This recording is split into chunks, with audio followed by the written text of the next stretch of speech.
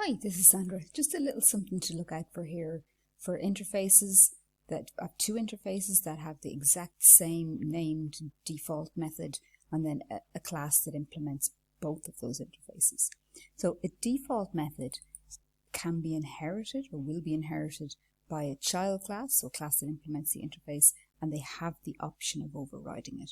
So in this example, what I'm going to do is this cat class underneath, I named it cat implements interfaces just so explain to me what's going on. So I'm going to have it implements the walk interface, comma, and the run interface.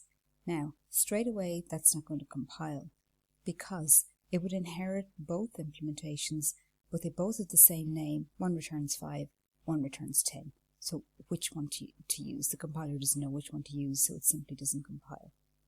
So duplicate default methods with parameters, so no parameters. Okay, so it's an issue.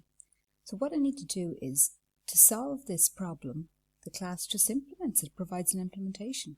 So to provide an implementation, int, return type is get, return type is an int, get speed, parameters, provide an implementation. Now, deliberately there I didn't put in a public, the accessibility modifier.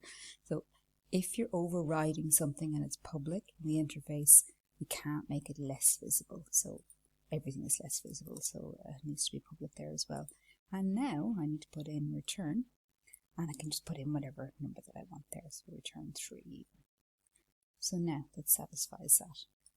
So just there, if a class implements two interfaces that have the same name method in it, it won't compile, and the solution then is just to override the method and just provide an implementation. And now to use it, just finish this off. So I would have create an instance of new whatever cat implements interface, and then dot get speed. I can call the method that way. And if I execute that, we'll see that it will. I need to print out around it because it returns. I just pop that in while I'm doing this.